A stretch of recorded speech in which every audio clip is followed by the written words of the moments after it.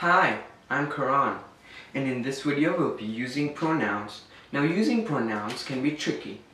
Thus, in this video we'll learn some rules that when you use a pronoun, and I will show you how to avoid some mistakes. When people use pronouns, they usually end up making mistakes. Now a pronoun is nothing but just a word that replaces a noun. What if we were to say, Karan is going to the mall? Karan said he will reach the mall at 8 o'clock. Well, though the sentence might sound awkward, grammatically it is correct. But we don't want to repeat Karan and Karan again and again. Because Karan and Karan is a noun, we don't want to repeat noun and over again if you're using them in a continuous sentence or a paragraph. Well, instead of saying Karan again and again, you can use a pronoun. Now, there are many different kinds of pronouns, such as, let's go ahead and review different kinds of pronouns. Well, he, him, she, her, it, we, some, any, who, which, someone. Now, if you were to take our previous example that I made up, and instead of using nouns and over again, let's go ahead and use a pronoun and see which one sounds better than the other one. So, instead of saying Karan said he will go to a mall, Karan said he will go at 8 o'clock. Now, let's go ahead and use pronoun and see how it makes a difference in the sentence and how it changes the verbal action. Now, Karan said he will go to the mall. He said he will reach there at 8 o'clock. Now, if you were to compare those two sentences, you'll find out, or you'll come to a conclusion that this one, which I just said, using a pronoun will sound much better. Because if you don't use a pronoun, even though it might be correct, it would just sound awkward. So, if you keep using noun over and over again, the sentence that you're constructing would end up sounding awkward, though it's correct, okay?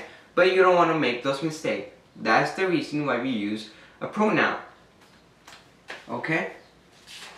Now, there's different kinds of pronoun. Now, there's many different kinds of pronoun in the English language, but there are 4 important ones. So let's go ahead and review the 4 important pronouns. So the 4 important pronouns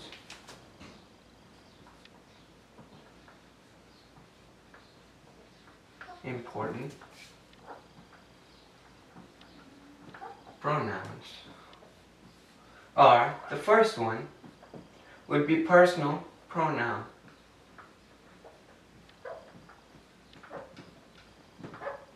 Second one would be interrogative pronoun. Whoops.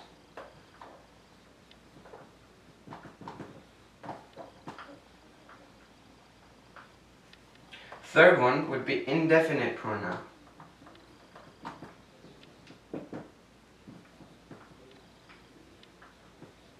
Fourth one, and the last one, would be relative pronoun.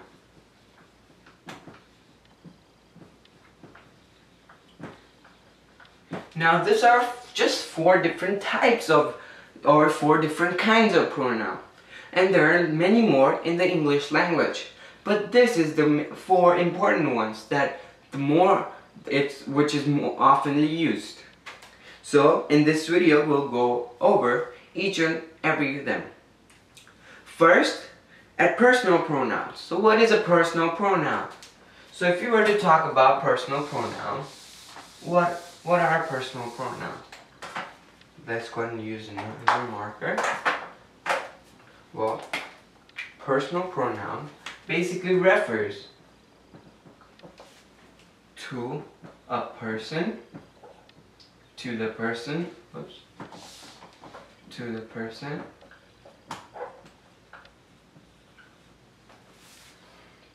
speaking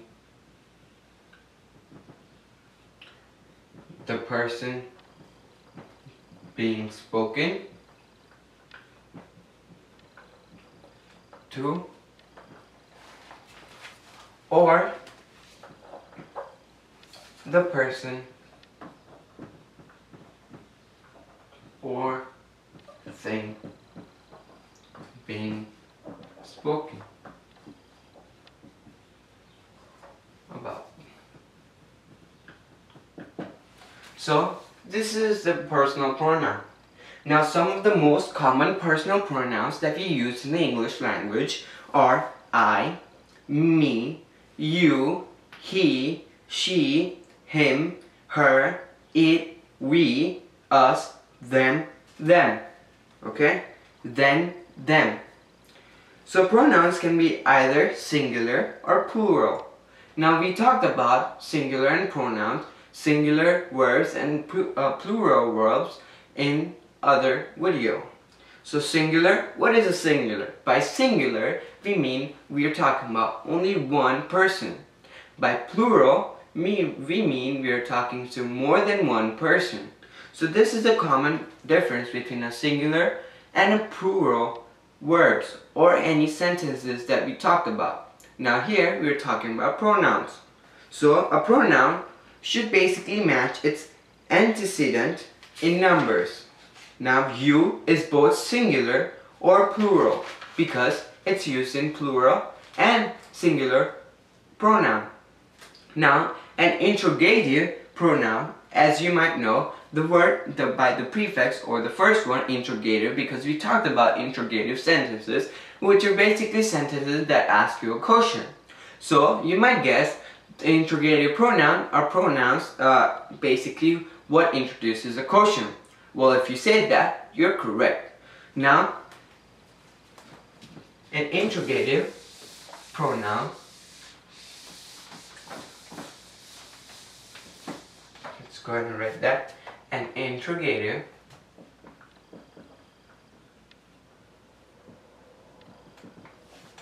pronoun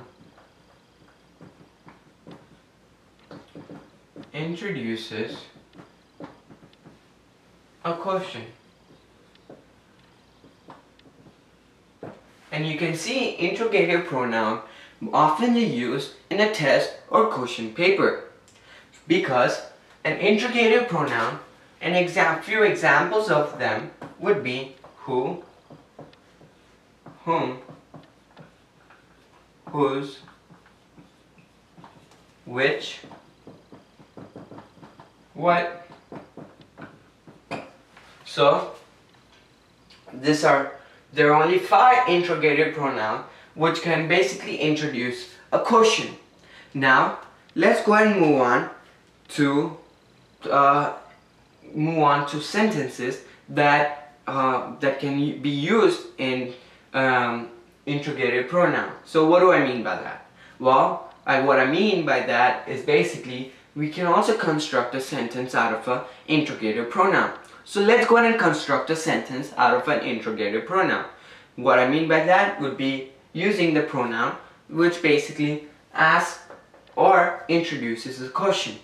So you might say, what do you feel like having for dinner tonight? What would be an interrogative pronoun because it introduces a question, or it asks you a question that, what would you have for the dinner tonight? What would you like to eat tonight? In other cases, the question may be indirect. Ahmed asked Afif what he wanted for breakfast. Basically, he asked him what he wanted for breakfast. Basically, it's the indirect question. It's not direct. It's not direct saying from me to you guys. Or it's just saying 2 names or 2 nouns and talking about them. Like we said, you can use nouns, but it might just sound awkward. But here, in interrogative pronouns, it doesn't. So here, if you were to say 2 persons are talking, he said to him, that would be a pronoun. But let's not go and use pronoun. Let's go ahead and do an indirect sentence. So if we have person 1 and person 2, let's give them the names, Ahmed and Afif. So Ahmed asked Afif what he wanted for breakfast. So this would be an indirect interrogative pronoun. Now the third category of pronoun, which is an indefinite pronoun. So what is an indefinite pronoun?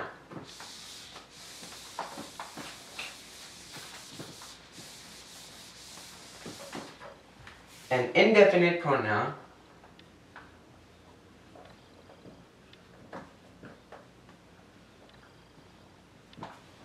refers to an unspecified person, place, thing, or idea. Or in other words, an indefinite pronoun refers to unspecified noun. Okay? So, let's go ahead and take a few examples of what our indefinite pronouns are.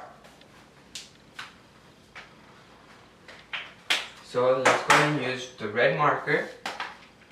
And a few examples of indefinite pronoun would be all, anyone,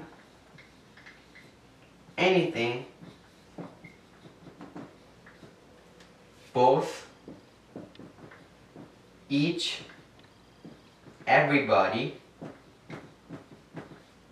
many, no one, some, anyone. Now, let's go ahead and construct a sentence out of indefinite pronoun, because most of the people think creating a sentence is a hard task. It's actually, the answer to that question would be no. Well, all you need is you can think of a sentence as a machine. Well, sentence consists of verbs, pronouns, and nouns. While machine, you can think of the same idea. It consists of transmitter. Well, if you don't construct a sentence properly, it wouldn't come out this way you want it to be. So, if you were to compare that to machine, you would say that if you were to put 80s engine of Ford in 90s Honda, you would work fine, but not as if we want it to be. So it's the same thing for sentence.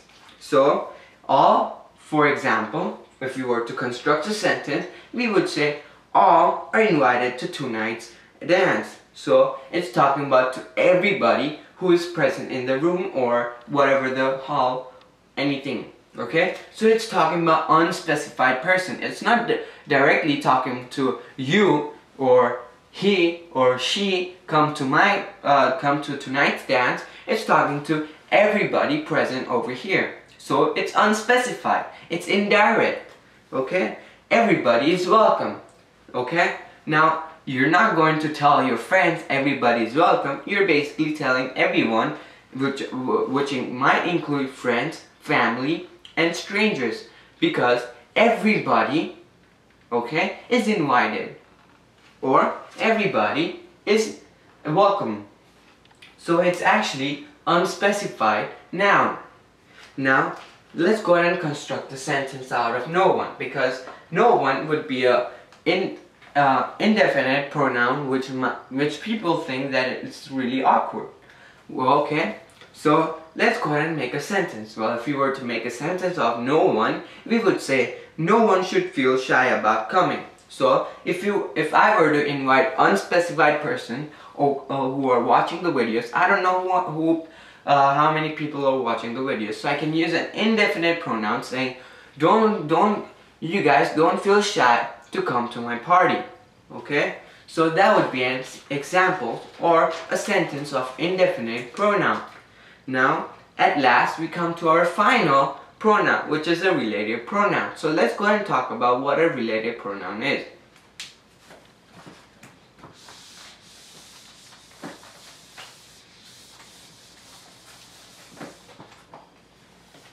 A relative pronoun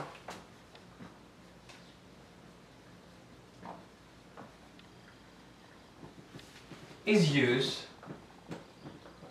to introduce a subordinate clause. Now, an independent clause can stand alone as a sentence, while a a subordinate clause cannot. So this over here is a subordinate clause, which means it cannot stand by itself. So it needs a helping word. Okay? So it needs a helping word that helps this subordinate clause out. For example, there's in a sentence we talked about, there's a verb and a helping word. So what do I mean by that? Well, the helping word gives you an idea of the verb. So it's the same basic idea, or it's the same basic rule applied over here. In an independent, which is by himself, the independent clause can stand alone by himself. Okay? Stand alone. As the sentence which is constructed of subordinate clause cannot. Now, an interrogative pronoun, okay, containing the subordinate clause, which is a part of relative pronoun. Let's go ahead and take an example of that. So if you were to take an example of relative pronoun, which is consisted of subordinate clause, which also consists of, it's similar to interrogative pronoun, but you'll see the difference over here. Who, whom, whose, which, and finally that. Now, I want you to go ahead and try using this who, whom, whose, which, and that, which are relative pronoun, and construct a sentence out of it.